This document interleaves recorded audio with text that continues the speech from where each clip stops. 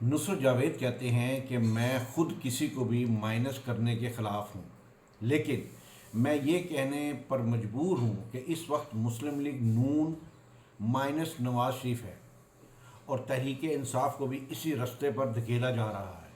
اب عمران خان کو بھی مائنس کرنا ہے۔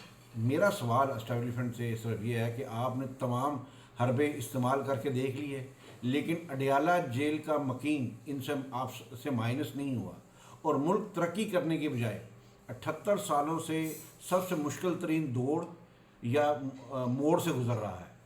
کیا یہ ممکن نہیں کہ ہماری یہ اسٹیبلشمنٹ قیدی نمبر 804 کو مائنس کرنے کے بجائے پلس کر کے دیکھ لے؟ کیونکہ اب عوام کا غصہ ایک پریشر کوکر کی طرح پھٹنے کے قریب ہے۔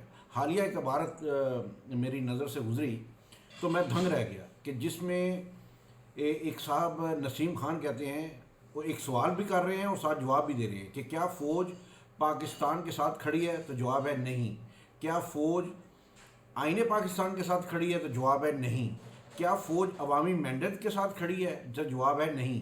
کیا فوج جمہوریت کے ساتھ کھڑی ہے؟ تو جواب ہے نہیں۔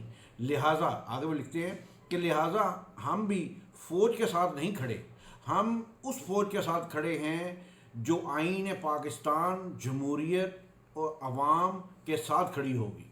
اور اس پہ انور مقصود نے ایک اور اپنا بات کہی ہے، کہتے ہیں کہ اگر خانہ کعبہ پاکستان میں ہوتا، خانہ کعبہ پاکستان میں ہوتا تو امام کعبہ بھی کوئی ریٹائرڈ جنرل ہوتا۔ اندازہ کریں آپ۔